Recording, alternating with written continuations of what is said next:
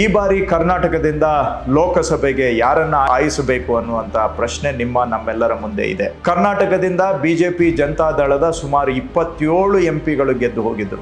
ಒಂದು ದಿನವೂ ಕೂಡ ರಾಜ್ಯದ ಪರವಾಗಿ ಧ್ವನಿ ಎತ್ತಲಿಲ್ಲ. ರಾಜ್ಯದ ರೈತರಿಗೆ ಬರಬೇಕಾಗಿದ್ದಂತ ಬರ ಪರಿಹಾರದ ಹಣವನ್ನ 7 ತಿಂಗಳಿಂದ ಕೊಡದೆ ಹೋದ್ರೂ ಕೂಡ ಈ 4 ಎಂಪಿಗಳು ಒಂದು ದಿನಾನೂ ರಾಜ್ಯದ ರೈತರ ಪರವಾಗಿ ಮಾತಾಡಲಿಲ್ಲ. ಒಂದು ವರ್ಷಕ್ಕೆ 52,000 ಕೋಟಿ ಕೇಂದ್ರ ಸರ್ಕಾರದಿಂದ ಕರ್ನಾಟಕಕ್ಕೆ ವಂಚನೆ ಆಗ್ತಾ ಇದೆ. ಒಂದು ದಿನವೂ ಕೂಡ ಈ ವಂಚನೆಯ ವಿರುದ್ಧ ಧ್ವನಿ ಎತ್ತಲಿಲ್ಲ. ಇಂತಹ 27 ಜನ ಬಿಜೆಪಿ ಜೆಡಿಎಸ್ ನ ಕೆಲಸಕ್ಕೆ ಬಾರದ ಎಂಪಿಗಳನ್ನ ಗೆಲ್ಸಿದ್ರೆ ಕರ್ನಾಟಕಕ್ಕೆ ಅನ್ಯಾಯ ಆಗುತ್ತೆ. ಕಾಂಗ್ರೆಸ್ ಸರ್ಕಾರ, ಕಾಂಗ್ರೆಸ್ ಪಕ್ಷ ಕರ್ನಾಟಕಕ್ಕೆ ನ್ಯಾಯಕ್ಕಾಗಿ, ನಮ್ಮ ರೈತರ ಹಕ್ಕಿಗಾಗಿ, ನಮ್ಮ ತೆರಿಗೆಯಲ್ಲಿ ನಮ್ಮ ಪಾಲು ಸಿಗಬೇಕು ಅನ್ನುವಂತ ಹೋರಾಟವನ್ನ ಧೈರ್ಯವಾಗಿ ಗಟ್ಟಿಯಾಗಿ ನಾವು ಮಾಡ್ತಾ ಬಂದಿದ್ದೇವೆ.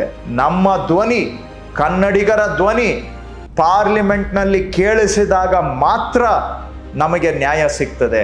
ಪಾರ್ಲಿಮೆಂಟ್ ಅಲ್ಲಿ ನಮಗೆ ನ್ಯಾಯ ಸಿಗಬೇಕು ಅಂದ್ರೆ ಕರ್ನಾಟಕದ ಪರವಾಗಿ ಮಾತನಾಡ್ತಕ್ಕಂತಹ ಬದ್ಧತೆ ಇರೋದು, ಧೈರ್ಯ ಇರುವಂತಹ ಕಾಂಗ್ರೆಸ್ನ ಎಂಪಿಗಳನ್ನ ಗೆಲ್ಲಿಸಿದ್ರೆ ನಾಳೆ ಕರ್ನಾಟಕಕ್ಕೆ ದೇಶದಲ್ಲೇ ನಮ್ಮ ಧ್ವನಿ ಕೇಳುತ್ತೆ, ನಮಗೆ ನ್ಯಾಯ ಸಿಗುತ್ತೆ. ಇಲ್ಲಂತ ಹೇಳಿದ್ರೆ ಇನ್ನಷ್ಟು ಅನ್ಯಾಯ ಮುಂದುವರಿತದೆ. ಹಾಗಾಗಿ ಕರ್ನಾಟಕಕ್ಕೆ ನ್ಯಾಯ ಸಿಗಬೇಕು ಅಂದ್ರೆ ಕಾಂಗ್ರೆಸ್ನ ಎಂಪಿಗಳನ್ನ ಗೆಲ್ಲಿಸಿ.